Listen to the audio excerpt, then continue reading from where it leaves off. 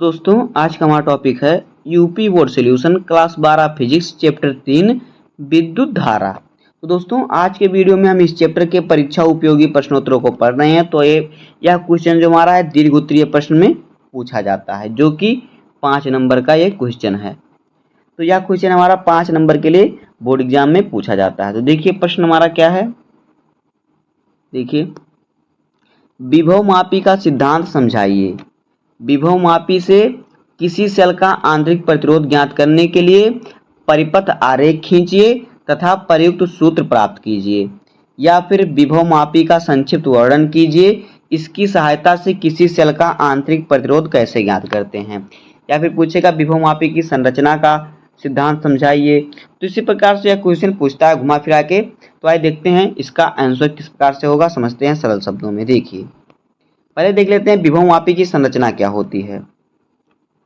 तो देखिए विभव मापी की जो संरचना होती है किस प्रकार से होती है।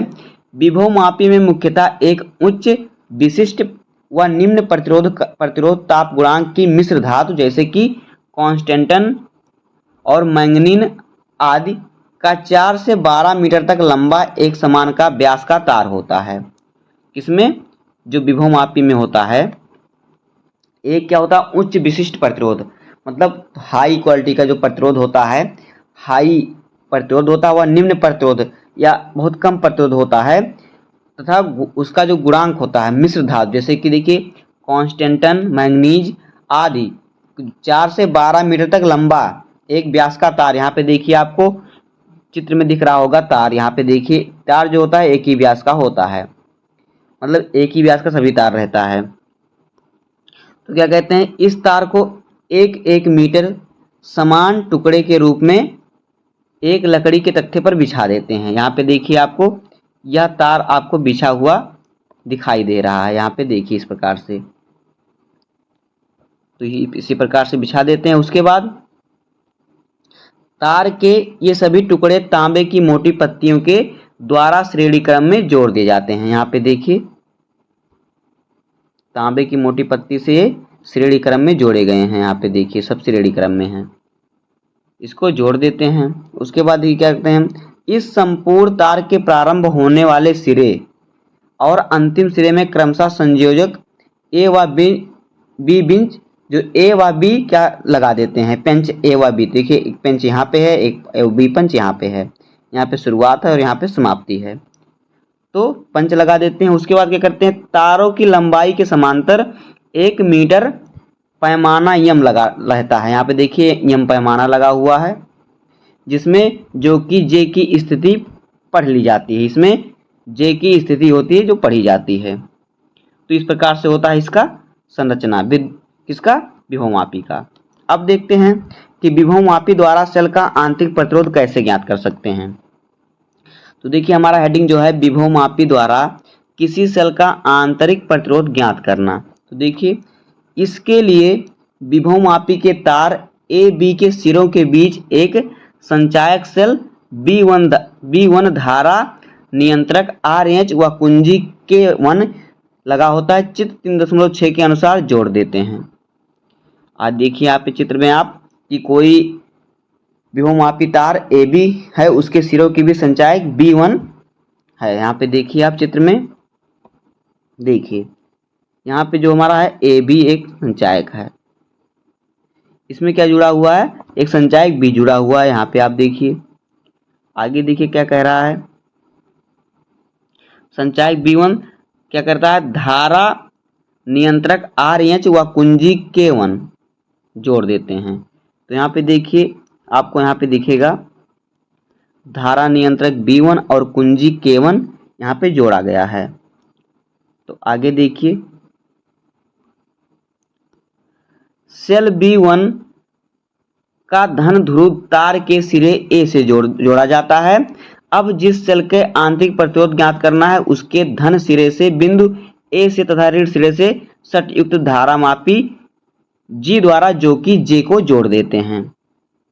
कह रहा है कि B1 सेल का धन ध्रुव तार के सिरे A से जोड़ा जाता है। तो यहाँ पे देखिए धन ध्रुव जो है B1, यहाँ पे देखिए तार के सिरे से जोड़ा गया है। तो आगे देखिए, तार के सिरे ए से हमने यहाँ पे जोड़ा, अभी आप चित्र में देखा है आपने। यहाँ पे देखिए तार का सिरा यहाँ पे ए है, इसको हमने यहाँ पे लाके जोड़ देते हैं। इस प्रकार से देखिए तार का सिरा है यहाँ पे, तो इस पर जोड़ देते हैं। उसके बाद क्या होता है, अब जिस सेल को आंतरिक प्रतिरोध ज्ञात करना है उसके धन सिरे को बिंदु ए तथा ऋण सिरे को सटयुक्त धारामापी जी द्वारा जो कि जे से जोड़ देते हैं। जिसका हमें क्या ज्ञात करना होता है, जिसका हमें आंतरिक प्रतिरोध ज्ञात करना होता है, उसको हम क्या करते हैं, जी से जोड़ देते हैं, जो यहाँ पे जी से जुड़ जाता है। जैसे मान लीजिए हमें इस पर ज्ञात करना है आंतरिक प्रतिरोध, या फिर इस पर ज्ञात करना है, तो हमें जिस पर ज्ञात करना है उससे हम क्या करते हैं, जोड़ देते हैं। उसके बाद देखिए,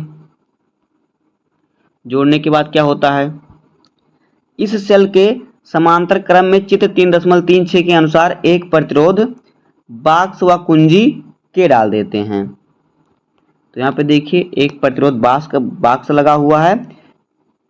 यहाँ पे देखिए एक प्रतिरोध बॉक्स लगा, इसमें कुंजी लगी हुई है, कुंजी K2 लगी हुई है। तो कुंजी K2 में क्या करते हैं, सर्वप्रथम कुंजी K2 से पलक को निकालकर सेल E को परिपथ में रख देते हैं। तो सबसे पहले क्या करते हैं, इस कुंजी K2 को हटाकर इसमें सेल को रख देते हैं। यहाँ पे देखिए सेल रखा हुआ है, तो यहाँ पे क्या करते हैं, सेल को रख देते हैं। उसके बाद क्या करते हैं, पर जो ई सेल है उसको खुले परिपथ में रख देते हैं। यहाँ पे देखिए आपको ई दिखाई दे रहा है, इसको हम खुले परिपथ में रख देते हैं। उसके बाद अब कुंजी K1 का जो पलक है उसे, अब कुंजी क्या करते हैं, K1 का पलक लगाकर ई सेल के लिए शून्य विक्षेप स्थिति ज्ञात कर लेते हैं।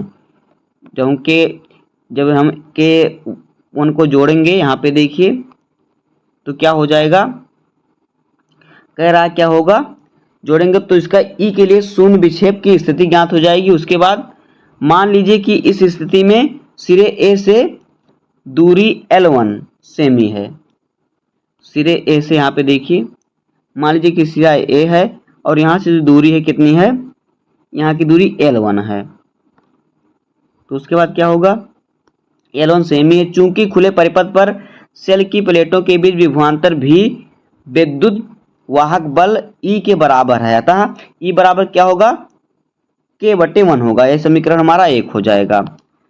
उसके बाद देखिए, जहां K तार AB की विभव प्रवणता है, जो तार K है ये वाला, ये क्या है, AB की विभव प्रवणता है। अब प्रतिरोध बॉक्स में कोई उचित प्रतिरोध R निकालकर कुंजी K2 को बंद करते हैं। प्रतिरोध R को निकालकर और कुंजी को K2 के क्या करते हैं, बंद कर देते हैं। उसके बाद इस दशा में प्रतिरोध R के सिरों के बीच लगने वाला विभवांतर भी AB पर शून्य विक्षेप स्थिति ज्ञात करेगा। तो इस प्रकार से जब उसको बंद करेंगे तो ये प्रतिरोध जो होगा यहाँ A और B के बीच में क्या करेगा, A और B के बीच में शून्य विक्षेप की स्थिति ज्ञात कर लेते हैं। उसके बाद माना इस स्थिति की बिंदु A से दूरी L2 सेमी है। A से दूरी कितनी है, L2 सेमी है। तब देखिए समीकरण, तब क्या होगा, जब L2 है तो मतलब V बराबर हमारा हो जाएगा KL2 हो जाएगा। तो देखिए समीकरण, ये हमारा समीकरण 2 हो गया। अब समीकरण 1 व समीकरण 2 से भाग देने पर, तो समीकरण 1 हमारा क्या था, E बराबर KL1, और समीकरण 2 हमारा है V बराबर KL2। तो हमने यहाँ पे इसको भाग दिया, तो देखिए यहाँ से K से K कैंसिल हो जाएगा, तो हमारा बचेगा E/V बराबर L1/L2, इतना बचेगा। इसे हम समीकरण 3 बना लेते हैं। अब आगे देखिए, परंतु सेल का आंतरिक प्रतिरोध R है, तो R बराबर क्या है, R बराबर क्या करेंगे, E/V-1 करेंगे, इसको समीकरण 4 बना लेंगे। अब देखिए समीकरण 3 से EV का मान समीकरण 4 में रखने पर, तो देखिए यहाँ पे E का मान कितना है, L1 है, और V का मान कितना है, L2 है। तो हमने यहाँ पर इसकी जगह पर मान रख दिया, तो हमारा आ गया R बराबर कैपिटल R इंटू L1/L2 -1, ये हमारा आ गया। ये सेल का आंतरिक प्रतिरोध होता है। तो ये हमारा आ जाएगा सूत्र। उसके बाद देखिए इस सूत्र में 5 मतलब जो समीकरण नंबर 5 है से R का मान परिकलन किया जा सकता है। इससे हम आंतरिक प्रतिरोध R का मान निकाल सकते हैं। तो L1 व L2 के अनेक प्रेक्षण लेते हैं और प्रत्येक प्रेक्षण से सेल के आंतरिक प्रतिरोध की परिकल्पना करके औसत का मान ज्ञात कर लेते हैं। दोस्तों इस प्रकार से हो जाएगा इसका आंसर। उम्मीद है कि आपको वीडियो पसंद आया होगा। अगर आपको वीडियो पसंद आया हो तो वीडियो को लाइक कर दीजिएगा, चैनल पर नए हैं तो सब्सक्राइब कर दीजिए। मिलते हैं किसी नेक्स्ट वीडियो में, तब तक के लिए धन्यवाद। जय हिंद।